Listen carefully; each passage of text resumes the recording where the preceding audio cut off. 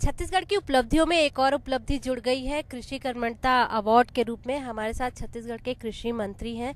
Sir, सबसे पहले तो बहुत बहुत बधाई आपको इस अवार्ड के लिए। चलिए, आपको भी बधाई। आप छत्तीसगढ़ को कवर करती हैं, छत्तीसगढ़ का चैनल है।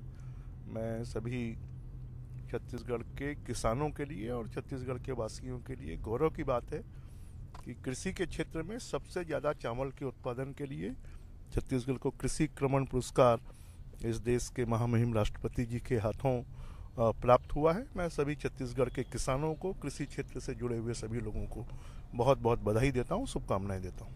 कृषि मंत्री के तौर पर आपका ये पहला कार्यकाल है, तो क्या नया करेंगे आप कि अगले साल भी इस तरह के कुछ अवार्ड मिले छत्तीसगढ़ को और इससे भी एक कदम आगे बढ़े हम? हमारी कोशिश होगी कि किसानों को जितनी ज़्यादा से ज़्यादा सुविधाएं हम दे सकते हैं वो सुविधाएं हम उनको उपलब्ध करवाएंगे। उनको सिंचाई की सुविधा उपलब्ध करवाएंगे, उनकी धान की पैदावार कम से कम लागत में वो ज़्यादा से ज़्यादा धान पैदा कर पाएँ, ये हमारी कोशिश होगी और इस दिशा में लगातार हमारे प्रयास होंगे। धान का तो छत्तीसगढ़ का बहुत अच्छा रहा है हमेशा से। धान के अलावा और किन चीज़ों पर ध्यान दिया जाएगा जिससे कि उन लोग की आमदनी भी बढ़े? हमारी कोशिश है कि हमारा जो किसान है वो एक फसल धान लेता है, उसके अलावा वो हार्टिकल्चर की फील्ड में भी वो पहुँचे, कैश क्रॉप लेने के लिए वो आगे आए, तिलहन और दलहन की पैदावार करे जिससे कि उसकी आय और बढ़े और उसकी आर्थिक स्थिति अच्छी बने। इस दिशा में भी हम प्रयासरत हैं। एग्रीकल्चर के लिए नई तकनीक अगर लानी हो तो आप कौन सी तकनीक लाना चाहेंगे इस साल में? देखिए, कोई ऐसी नई तकनीक नहीं, अलग अलग मिट्टी के लिए, अलग अलग खेतों के लिए, अलग अलग पैदावार के लिए अलग अलग तकनीक होती है और इसलिए किसानों को जो तकनीक पसंद हो वो उसको अडॉप्ट करें, जिससे कि उसके लिए हमारे यहाँ कृषि विश्वविद्यालय भी है जो किसानों को ज़्यादा से ज़्यादा पैदावार करने के लिए नई नई तकनीकियों की जानकारी देता है। हमारा तकनीकी विभाग है वो इस बात की जानकारी देता है और इसलिए हमारी ये कोशिश है, किसान से बड़ा कोई वैज्ञानिक नहीं है, उसको कुछ सुधार करने के लिए आवश्यकताएं और सहायता की आवश्यकता होती है और वो छत्तीसगढ़ सरकार के माध्यम से हम उपलब्ध करवाएंगे।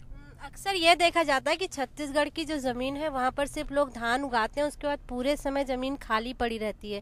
तो जो ज़मीन खाली पड़ी रहती है उसको उपयोगी बनाने के लिए कुछ करेगी सरकार?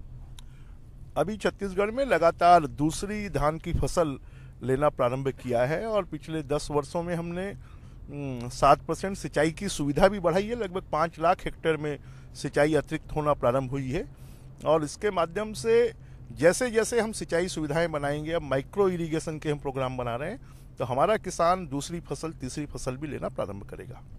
अच्छा, आगे ही लोकसभा चुनाव है और इस बार सिर्फ कांग्रेस ही आपको टक्कर नहीं देगी। आप पार्टी के नेता भले ना हो वहाँ, लेकिन उनकी नीतियाँ आपको जरूर टक्कर देंगी।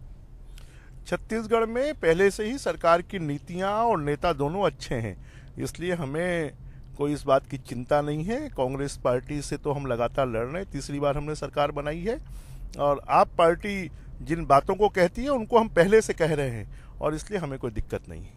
लोकसभा चुनाव को लेकर तैयारियां क्या है आप लोग के सरकार की?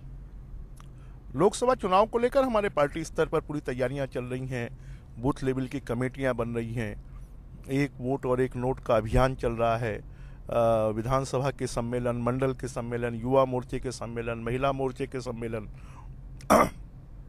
और कार्यकर्ताओं को मोटिवेट कर मतदाताओं तक पहुंचने का काम ये लगातार जारी है। विधानसभा चुनाव में कांग्रेस ने कड़ी टक्कर दी है आप लोग को, तो ऐसा नहीं लगता कि लोकसभा चुनाव में हो सकता है जो मतदाता है वो कांग्रेस की तरफ जा सकते हैं?